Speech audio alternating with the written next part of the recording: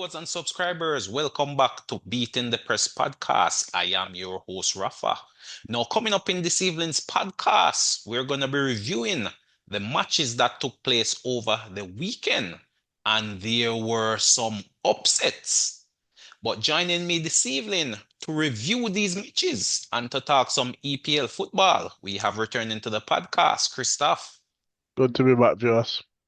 Yes, Christoph, some very good matches over the weekend. And as I had called it in the preview show, I anticipated some upsets, and upsets there were. None bigger than the 3-0 defeat of Liverpool, followed by the Man City loss to Newcastle. And to round things off, it was Everton, 10 men Everton, getting the better of Manchester United. But where do we start, Christoph? Where do you want to jump in? We can start on Saturday. Let's start on Saturday. Liverpool was the talk of the town, going down 3 goals to nil versus a resurgent Nottingham Forest team. In the preview show, Christoph, I expected Liverpool to lose. I had called that one 1-0 to Nottingham Forest, but a 3 goal margin, I definitely did not see that one coming. What was your take on that game? And did the referee played a major role in that one, Christoph? The Nottingham Forest game. You mean Right. the potential handball by Jesus? Well, the potential handball, but also the first goal as well. The potential in the line of the goalkeeper. You do recall Liverpool scored a similar goal versus Man City, and that goal was ruled off. Yet on this occasion, when Forest scored, it was given as a goal. I What's think your I take need. on I, that? I And think I in need to see general, that. what's I think I need to see that one again. You have to. yeah, for sure. The first goal, there was a Nottingham Forest player standing in the offside position, potentially unsighting the keeper. Granted, in my opinion, it would not have made a difference. I thought the error was in the Man City game. That goal should have stood, as did this goal that Forest scored stood.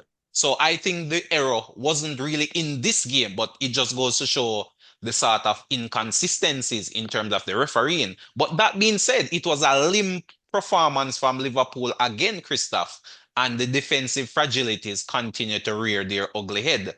And as you mentioned in the Oh. previous show as well, up front, the attack is failing to fire. So it's a double whammy for Liverpool at this point in time, really showing some relegation form, and they would be lucky to finish in the European position come end of the season at this point in time. But talk to us, what did you see, Christoph, in that game?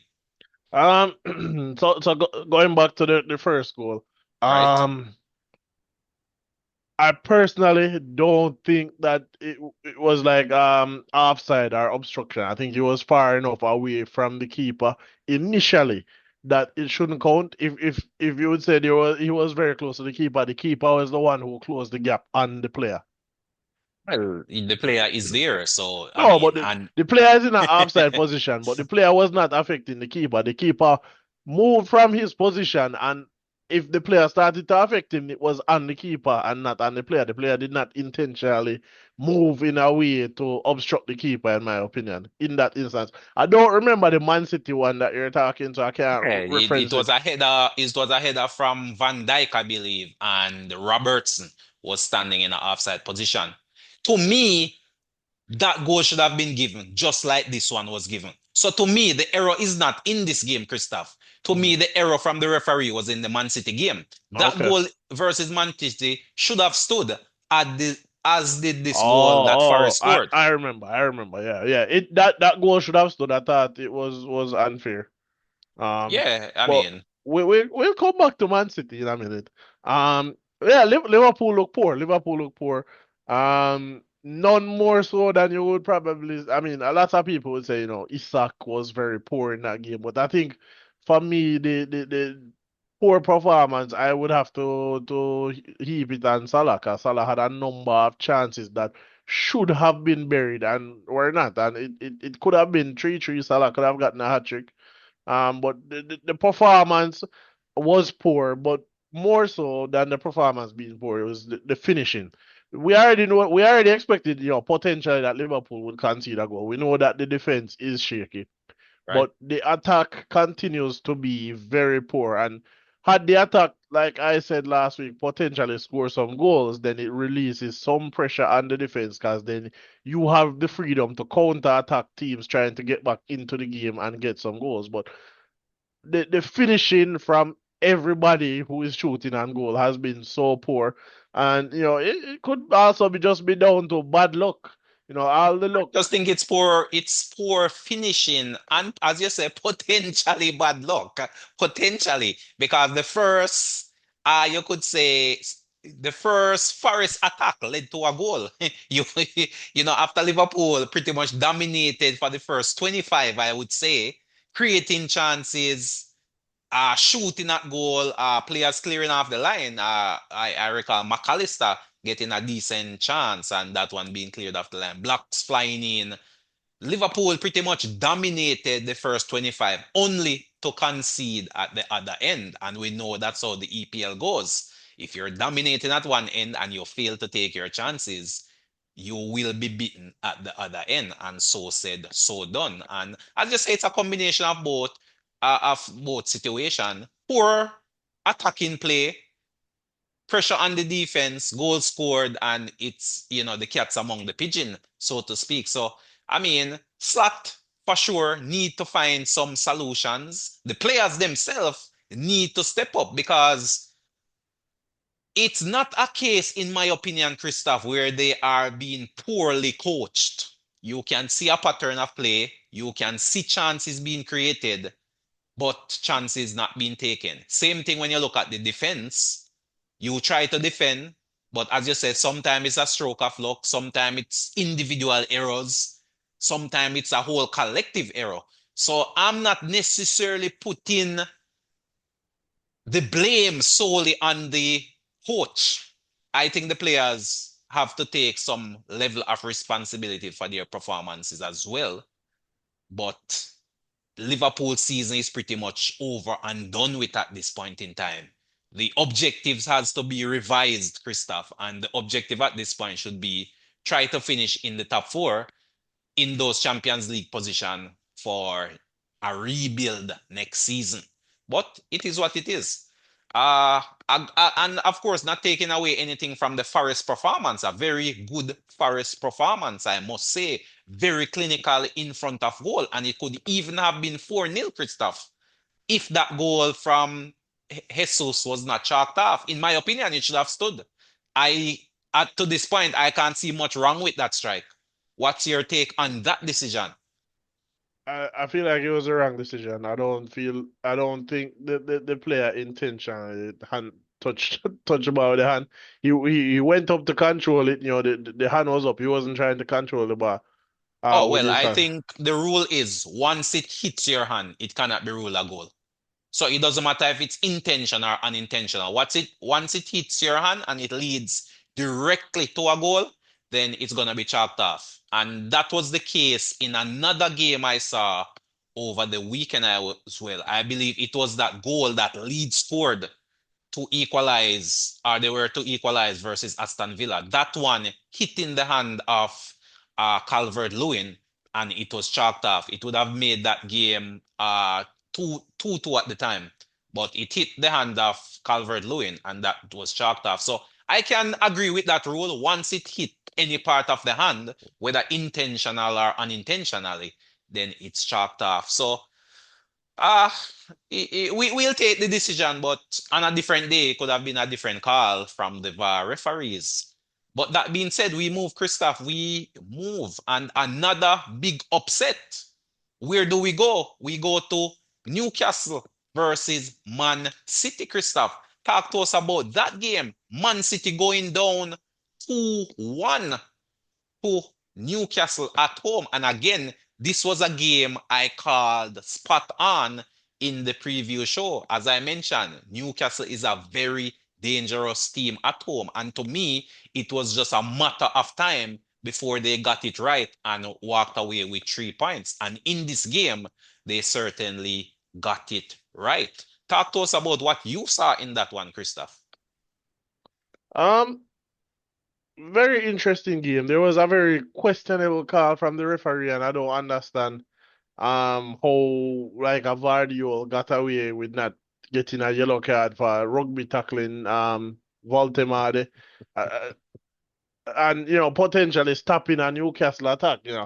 I feel like if that was a certain other team in the league, it would be a straight red. But You're it's referring to strange, Arsenal there. strange that it wasn't even a card, to be honest. Very Mm. strange. Oh, But this happened in the first half. yeah, I think it was the first half. Well, possibly it's because of that reason, possibly early in the game. Referee not necessarily wanting to take center play or, be determining the game, so to speak. So, There was another referee that made a similar comment some years ago in a match saying that he didn't want to send a player off for a last man tackle. He didn't want to affect the game or some rubbish like right. that. Well, but that being said, the referee decisions aside, in terms of the gameplay itself, Christoph, talk to us about I what you saw from both teams. Was I was Newcastle deserving of their victory, or was it a fluke? I won't say that Newcastle wasn't that deserving, but on the other hand, um kind of like with Liverpool, Man City probably lost this game on the basis of poor finishing. Newcastle played well. They scored their chances that they got, so they deserved it. But Man City missed a number of gilt-edged chances. Guilty would be probably be Phil Foden, who's got probably two carbon copy kicking it wide twice. So, but you could also say Newcastle, Harvey Barnes missed an empty net first half. So again, this could have easily gone either way. This game could have gone either way. It was a I mean, late strike from Harvey Barnes after kind of sloppily cleared set piece. But this game could have easily ended 3-3. I won't say that Man City was far superior or Newcastle was far. I thought it was a very close game. Um, I test very close game. Obviously, Man City dominated possession, 67% or something like that, and had more shots. But shots don't necessarily win games. Goal win games. Newcastle went. They got the goals in this instant. Man City, you could say, was unfortunate, but again, you create your own luck sometimes. Phil Foden had the game to win, did not score his chances that he received.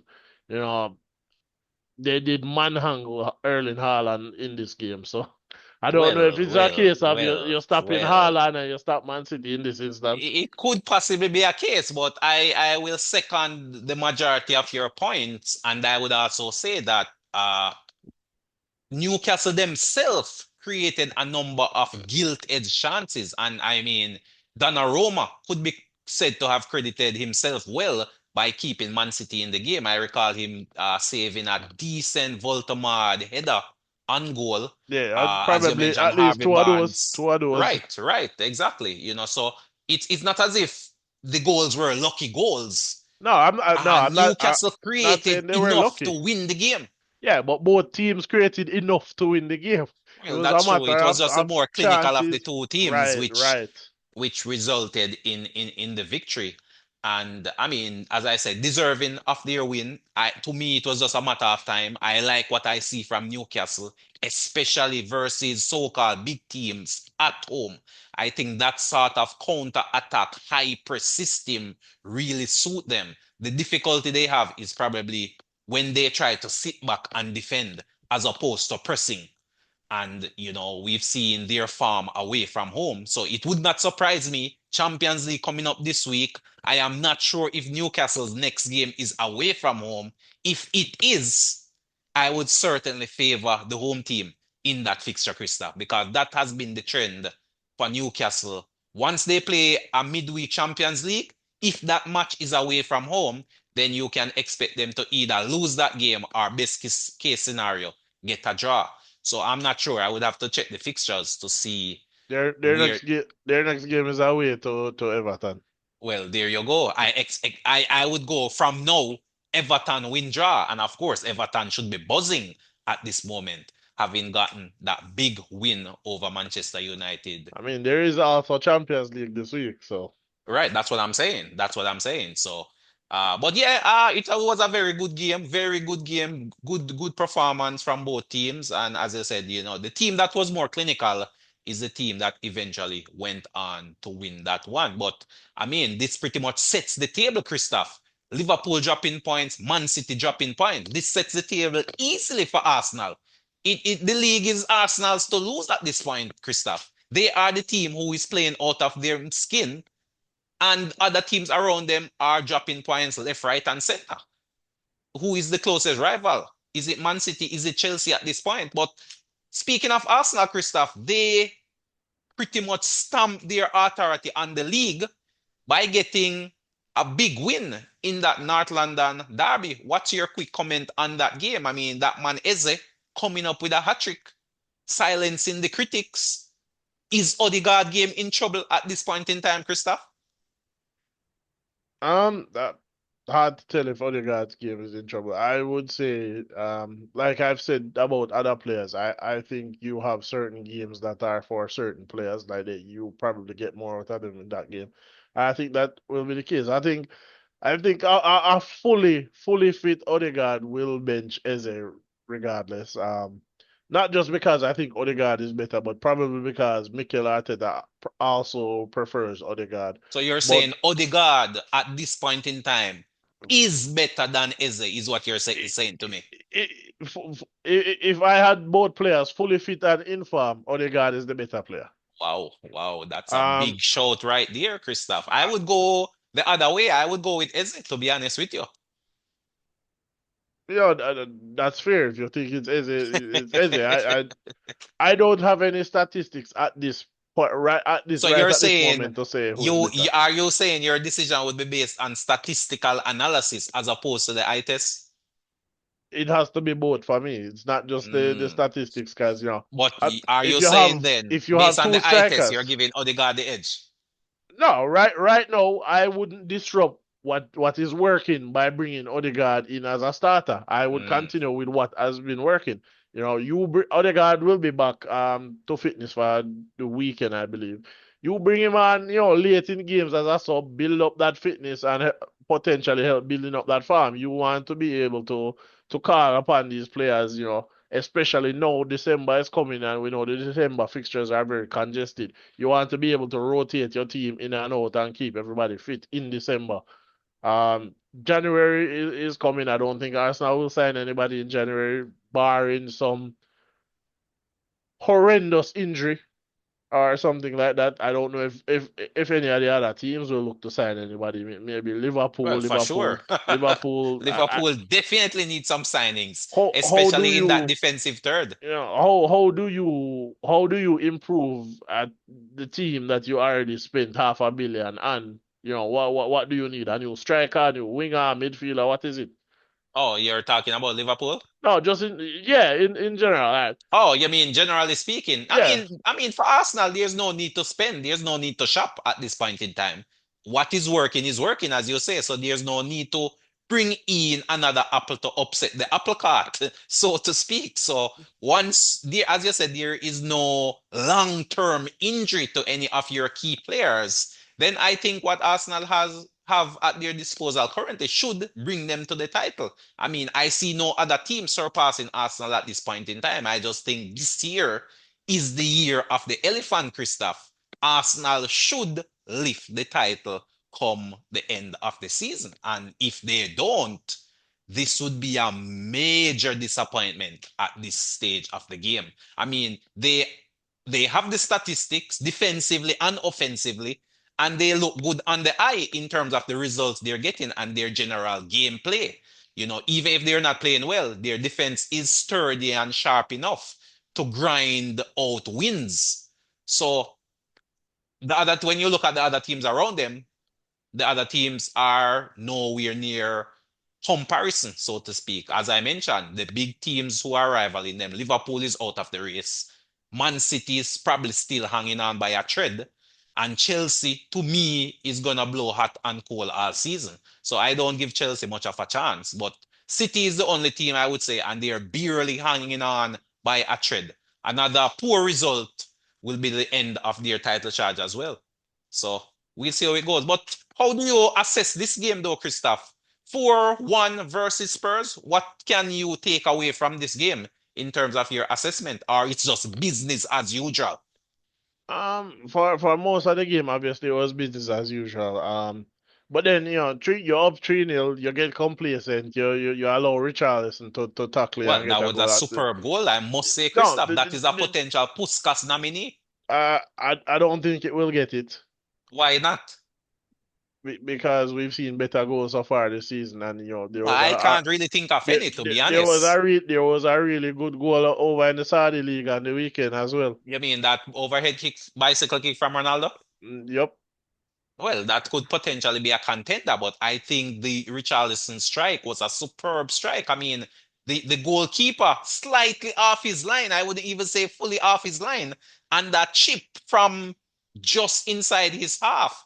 I mean, with the goalkeeper fully stretched out, he still had no chance of saving that one. He didn't even get fingertips on it, Christoph. I mean, that technique is superb. But we oftentimes see Richarlison scoring these golazos, Christoph, and ending up on the losing end of the game. And so said, so done. This was a similar case in this I one. Another I golazo and another loss. I don't believe Richarlison has won any North London derbies, so Well, so business as usual for uh Arsenal then. business as usual. But the concern is that complacency that crept in that allowed that goal in the first place. Mm, I think. I see, I see. Um, Obviously fantastic that Eze So scored a hat how do trick in that you game. how do you guard against complacency? What can a coach do to stop that in snip that in the bud? You could make changes, players Okay, coming on who need to, potentially, show something that they could potentially start a game or offer something. You could make those changes. I see, I But see. I think really and truly the players must be professional and not allow themselves to kind of their level to drop in such a big match. Like even if you're winning 3-0, there's still a lot of time left in the game. So regardless of the result, you should not be losing concentration. 63rd minute or whatever, your concentration should not drop. There's still a lot of time left in the game. Anything can happen. And that goal score and then Spurs somewhat rallied for the next 5-10 minutes. They rallied until Arsenal got the fourth goal basically killing them off. But that type of complacency, you can't allow it to creep into your game going forward. And Right, right. there definitely should be a discussion, should So have at been this a point in discussion time, about then, it after the Christoph, game. it's pretty much the only team that can really beat Arsenal is Arsenal themselves. That seems to be the narrative I hear the media is pushing. Well, I am There pushing that there narrative as well, in all honesty. there's still a lot of football left to That's be true. played. That's true. There is one team that can beat Arsenal now. It's called the PGMOL. Well, we move. We're not gonna dwell on that. We are gonna segue into our next big upset, Christoph. This weekend had three massive upsets. Forest over Liverpool, Newcastle over City, and maybe the best was saved for last. 10-man Everton over Manchester United. Going into this game, Christoph, you did say if it was a win, then you would conclude that Manchester United have turned the corner. After this result, what are you saying now? They have not turned the card. We can expect more sporadic results for the remainder of the Mm, season, to be honest. I Um, see, I see. granted, sometimes it is more difficult to play against 10 men. Right, right. Man United though had a number of chances that potentially should have scored, but I feel that United is not taking high quality chances. They're shooting way too early. Mm. Rather than showing some patience in and around the box then. Right. Instead of, showing the patience and, getting those high quality chances, gilt edge chances, they're shooting very early. Probably very guilty of this is a Bruno Fernandes who likes Mm. to take first time shots. Right, right. Um, Yeah, and Mbumo, I think I thought he watching that game, I thought Bruno had the best chance in that match, and he pretty much hit the shot off target. Zerkski had a couple headed attempts on goal, which was saved by Pickford. Bruno had a few shots from outside the box as well, not really troubling the keeper too much, blazing over at times. But there was one chance, I believe it was Mount, I believe, down the left side that cut back to Bruno in with space, but he kicked wide. And that was pretty much the rhythm of the game. United creating half chance, quarter chance, nothing too gilt edge, I would say. I thought Everton defended well enough, and the goalkeeper came up with some big saves when called upon. But I must say, having gone down to 10 men, Christoph, from so early in the first half, come on, you would expect the home team to win. And not only did they go down to 10, it was when they were down to 10 that they got on the score sheet. That man, Dewsbury Hall, coming up with a really sublime goal in the first half. And Manchester United had no answers to come back into this into this one. But very comedic sending off as well, Christoph, from Madness, I'm not madness, sure if I've madness. ever seen that before, where Uh, two two two teammates go at it. It seemed as if Guy slapped his teammate on the cheek. VAR picked it up and he was given the marching order with a I, straight I red. I don't know if VAR picked it up. The referee was looking at it. The referee was staring at Mm. it. I don't know that you being in a scuffle with your own teammate is a red card though. No, it's a strike on in the face. That's what created Yeah, but it's your own the teammate. It's your own right, teammate. So right. But the I'm strike not in the face. If he had I'm not pushed him, I'm not if sure it was that's a hard. push, I'm not sure it's hard. It's your own teammate. Perhaps the referee should have given a yellow violent and conduct, said, Christoph. It's the slap in the yes, face, the but head. it's not violent conduct against opposition. No, man. Whether opposition or teammate, once you're Uh, striking in the head, then it's in the referee prerogative to give you the marching orders. So uh, it's a strike in the face. If it was a push, if it was a hard push, no problem. But once you go to the uh, face I tell you or what, headbutt, strike in the face or before headbutt, before then it's a before red. before the replay, I had no idea what the card was for. Right, right, right. Before the Well, replay, I that's had why we have no idea what replays. the card was for. That's why we have replays. That's why VAR is alive and well. Maybe under different circumstances, that would not have even been spotted by the referee. But because Uh, of that, like and again, I'm I say to not players, sure why VAR risk had it? anything to do with it. Not sure VAR. The referee was staring right at the No, incident. well, I mean, if the ref hadn't seen it, I'm sure VAR would have intervened. But the point I'm making, though, Doubtful. that being said, the bigger point is, as a player these days, cameras are all over the pitch. You're not gonna get away with anything. The camera is consistently on you. You're not gonna escape. So even when you look at defending set pieces, players pushing in the box, players holding, players grappling, you're not gonna get away with it in this modern football. So why risk it? Why risk it? I'm not sure. But it is what it is. Manchester United won, could not find that equalizer for what? 70 plus minutes, Christoph? What can we say? Was it poor game plan for United or just stalwart defending from Everton? There was definitely stalwart defending from Everton. They defended well. They took their high quality chance when it was given to them. I think United are simply not, like I said, United's biggest problem right now. They've turned the corner a bit. The problem is they are shooting too early and not being patient and waiting for high quality chances.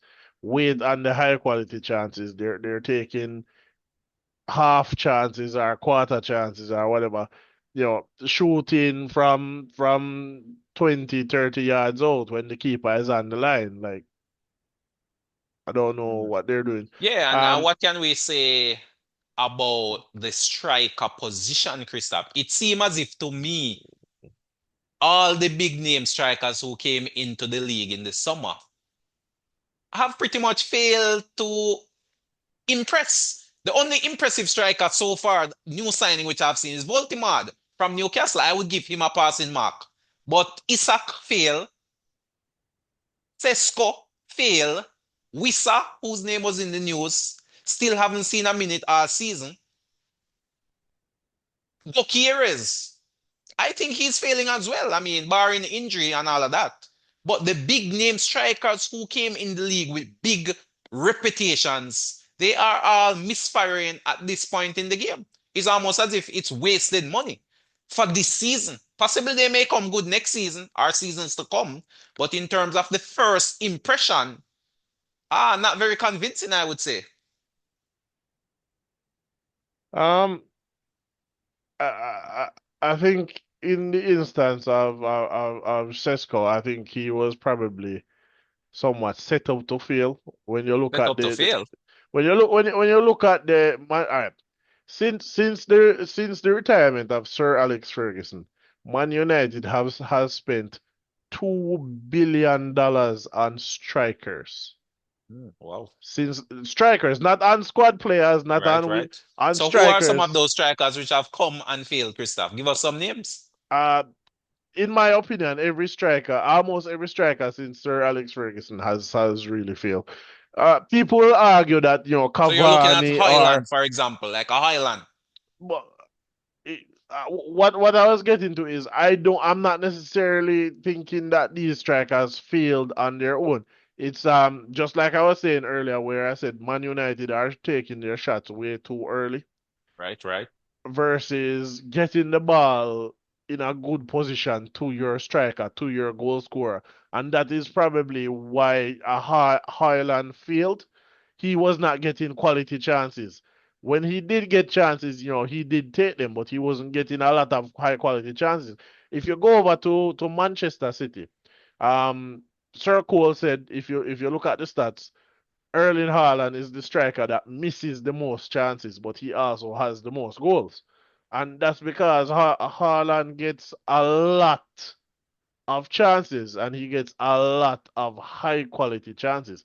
That's not the case for United strikers or whoever is playing So centre the forward for them. strikers are feeding on scraps, as we would say then. They are feeding on scraps at United. So when I see. I said, Sesko was already set up to fail, he hasn't gotten a lot of good chances. And that is down to United shooting early, not waiting patiently to get those high quality chances.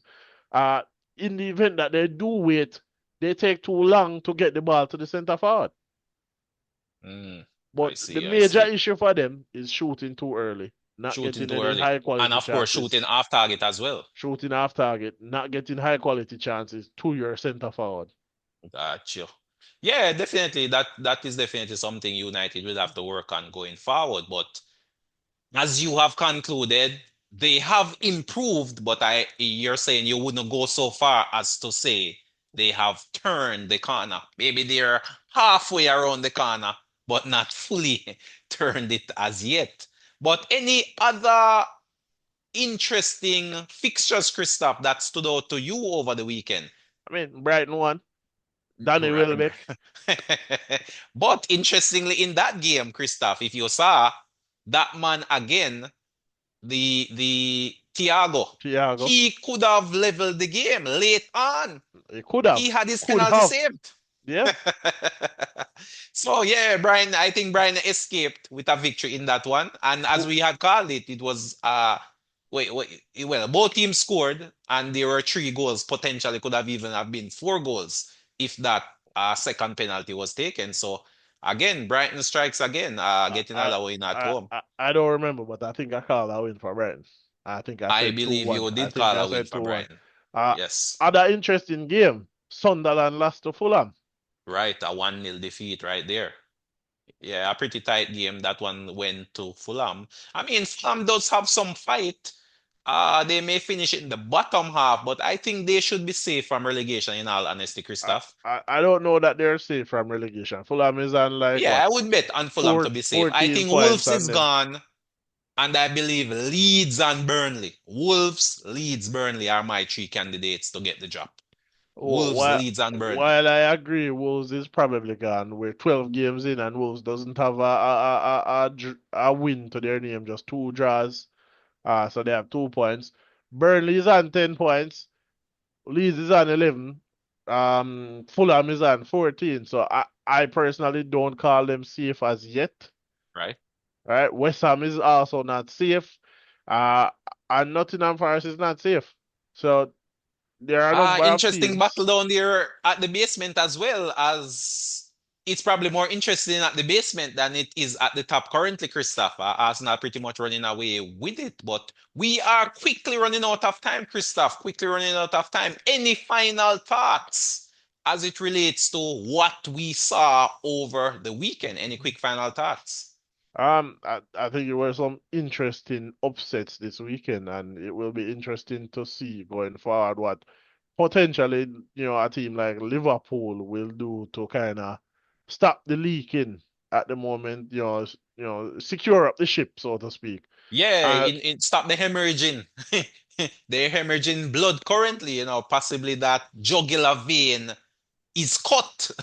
And what can a slot do to apply some sort of first aid to the situation, keep the points ticking over, and potentially keep Liverpool in that top four race? Definitely some interesting times ahead indeed, but we'll be definitely be here to watch how things unfold, Christoph. But that's all the time we have, viewers and subscribers. Christoph, thank you again for coming through and sharing your thoughts and your opinions. Always very interesting, always very dynamic. Viewers, subscribers, Christmas is fast approaching. Help us to hit that 500 mark. We are 490 plus strong subscribers at the moment.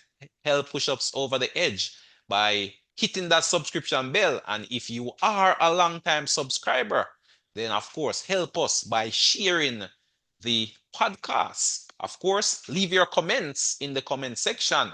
But until next time, this is Rafa signing off.